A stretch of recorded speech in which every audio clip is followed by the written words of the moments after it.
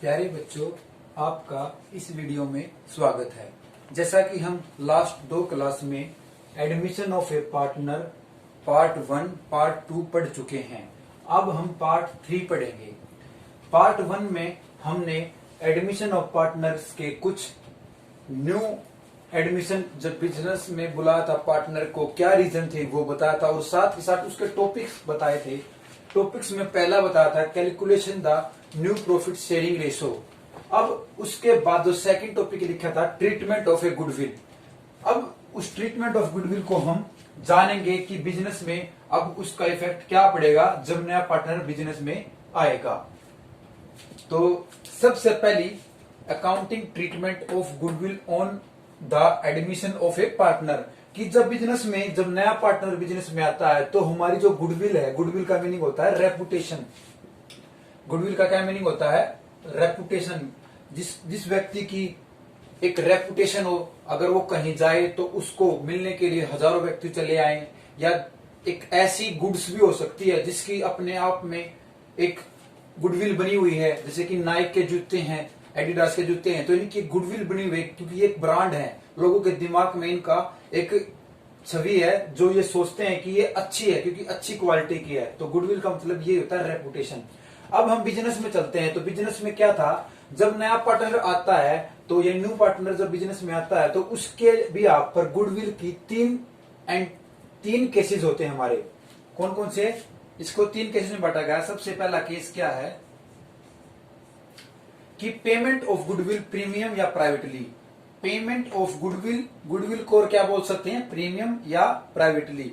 जब ख्याति का व्यक्तिगत रूप में भुगतान करना होता है, कि बिजनेस में जब नया पार्टनर आया उसने बिजनेस की बजाय बिजनेस के बाहर ही जो उसने गुडविल ली थी वो वहां के ओल्ड पार्टनरों को दे दी, बिजनेस में नहीं। जैसे कि मैं स्कूल में जाता हूँ, स्कूल में बच्चों को पढ़ाता हूँ, स्कूल में बच्चों के पढ़ाने के बाद मैं उनसे मिलता नहीं।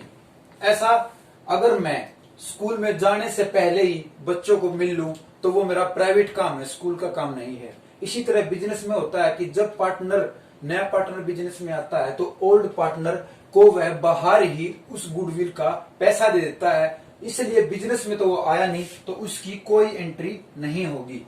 पहला पॉइंट क्लियर है। अब है सेकंड केस। क्या है इसका?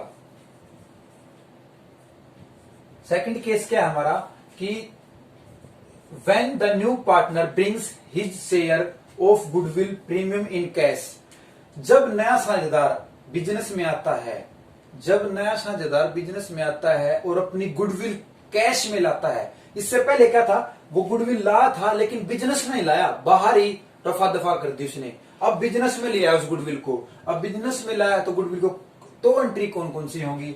तो हमारी सबसे पहली, इसके भी एंट्री होने के 2 केसेस हो सकते हैं कि जो गुडविल है वो बिजनेस में ही रखना चाहिए और गुडविल जो पुराने पार्टनर हैं वो निकाल लें। इसके 2 केस हैं। पहला केस क्या है? गुडविल रिटेन्ड बिजनेस, कि जो गुडविल है बिजनेस में ही रखना चाहिए, तो उसकी एंट्री क्या होगी?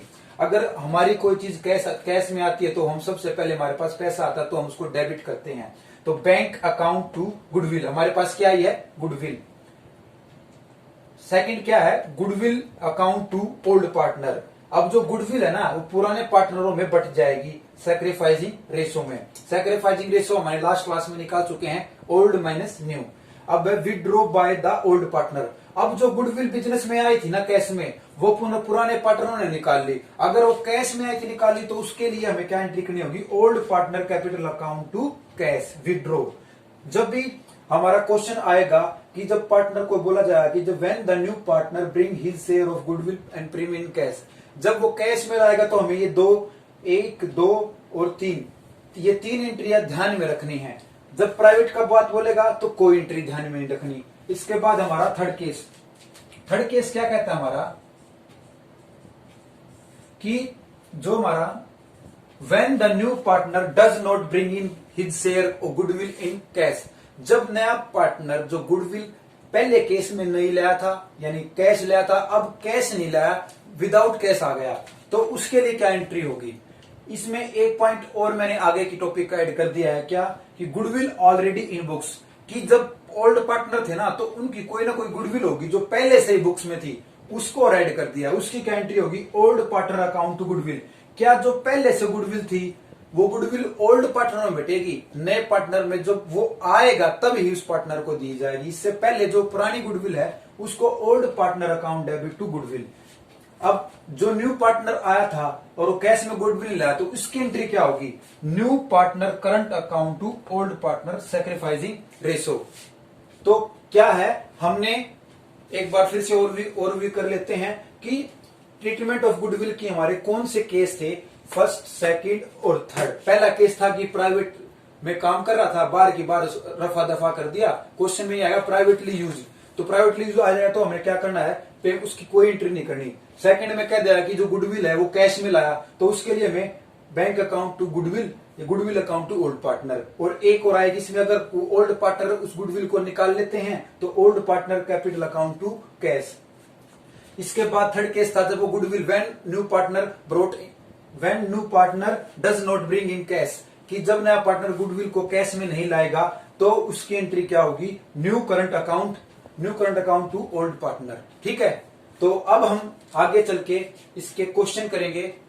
तो पहला क्वेश्चन क्या है हमारा, तो हम ट्रीटमेंट ऑफ गुडविल का एक क्वेश्चन देखते हैं। जब नया पार्टनर बिजनेस में आया था तो गुडविल पे क्या इफेक्ट पड़ा था।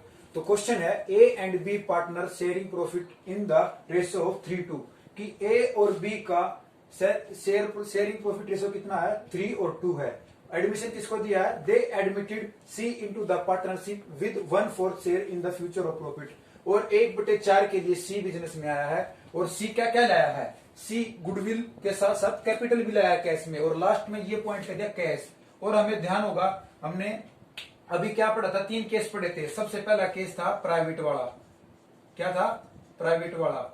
उसके बाद दूसरा कौन सा पढ़ा था, कैश वाला।